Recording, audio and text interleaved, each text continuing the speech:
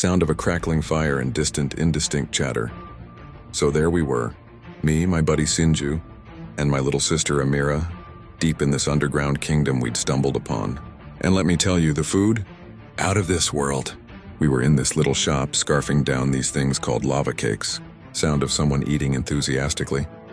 Man, these things are incredible, I said, my mouth totally full. I probably looked like a chipmunk. Sinju, cool as ever, just popped another one in his mouth. Yeah, he said, chewing thoughtfully. You think they're made with, like, real lava? Before I could even guess, the door to the shop swung open, and the whole vibe just shifted. Two massive, tough-looking demon knights stomped in. You know the type? All jagged armor and don't mess with me glares. One of them pointed a clawed finger right at us. Are you the newcomers? He growled. I leaned back in my chair, trying to look casual. Yeah, what's it to you? The knight's eyes narrowed. It's nothing to us, but it's something to our boss. So you're coming with us?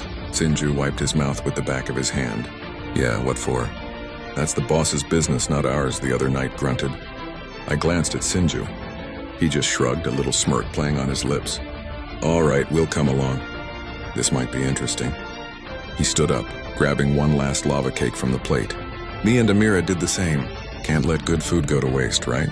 Man, those were seriously good, I said as we followed the knights out. We've got to come back and get some more before we leave. I swear I heard one of the knights whisper under his breath. Huh, that's if you get to leave. I stopped. Huh? What was that you said?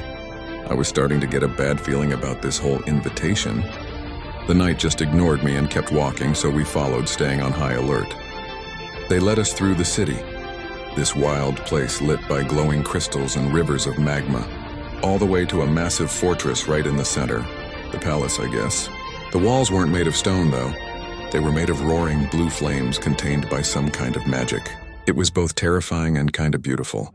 We walked through a massive set of obsidian doors that one of the knights pushed open with a deafening groan. And there he was. Sitting behind a massive polished desk wasn't a king or a lord. He was different. He wore this perfectly tailored, pristine black suit with a sharp red bow tie. His shoes were so polished you could see the reflection of the blue fire in them. He looked almost human, except for the skin that had a faint ashen gray tint and the single, twisted black horn spiraling out from the center of his forehead. This was him, the president of the underworld, the devil. He looked up from some paperwork, his eyes locking onto ours. They were ancient and they held a power that made the air crackle. A slow, chilling smile spread across his face. I have been waiting for you, he said, his voice smooth as velvet but with an edge like sharpened steel. Tell me, what brings a son of the light, a dragonkin, and a half-fae to my humble domain?